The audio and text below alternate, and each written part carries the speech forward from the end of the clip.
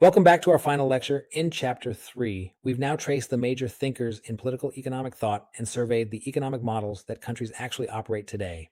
In this final lecture, we step into the present moment and look at the contemporary challenges facing the post-war liberal international economic order. Four challenges in particular: economic nationalism, the rediscovery of strategic industrial policy, the climate crisis, and rising economic inequality. All four are visible in current American politics. All four shape the policy debates happening right now. First, let's frame what's actually under pressure. The post-war liberal international economic order was built on the institutions created at Bretton Woods in 1944, the International Monetary Fund, the World Bank, and what eventually became the World Trade Organization, the WTO. The order rested on three pillars: the expansion of global trade and investment, the spread of market economics, and the embedding of national economies in a rules-based multilateral system.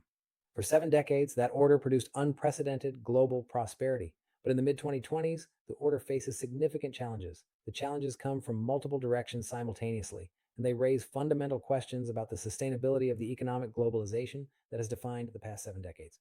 The first challenge is the resurgence of economic nationalism. As we noted in the discussion of mercantilism, the assumption that international trade is a positive-sum game, that all parties benefit from specialization and exchange, has never been universally accepted.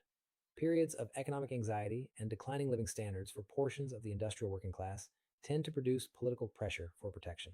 The political successes of Brexit in the United Kingdom, the Trump administration's trade wars in the United States, the rise of nationalist parties across Europe, all of it reflects a popular rejection of the distributional consequences of globalization, even where its aggregate benefits have been real. Here's the political problem. Globalization has produced large aggregate gains, but it has concentrated the costs of deindustrialization and wage suppression in specific communities and specific industries. That asymmetry, large diffuse gains, concentrated localized losses, has proven politically explosive. Free trade economists kept pointing at the aggregate numbers. The losers kept pointing at their hollowed out hometowns. And politics, in the end, ran with the loser story. The second challenge is the rediscovery of strategic economic policy.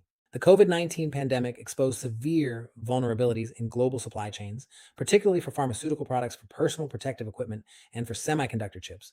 When national security and public health depend on the reliable availability of goods that are manufactured primarily in geopolitically adversarial countries, as U.S. dependence on Taiwanese semiconductor manufacturing has demonstrated, the case for purely free market allocation becomes politically untenable. You cannot afford, in a crisis, to be unable to make your own ventilators. The Chips and Science Act of 2022 in the United States, the European Chips Act of 2023, similar industrial policy initiatives in Japan, South Korea, and the European Union.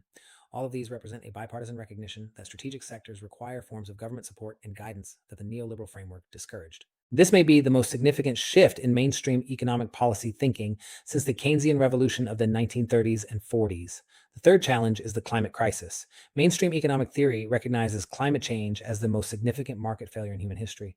The emission of greenhouse gases imposes enormous costs on third parties and on future generations, costs that are not reflected in the market prices of fossil fuels and carbon-intensive goods. Addressing this externality through carbon pricing, through regulation, and through public investment requires forms of government intervention in the economy that the neoliberal framework resisted at every turn.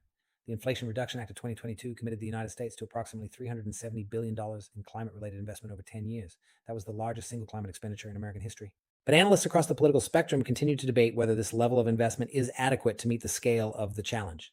As of 2026, the second Trump administration has moved to roll back many of these climate investments.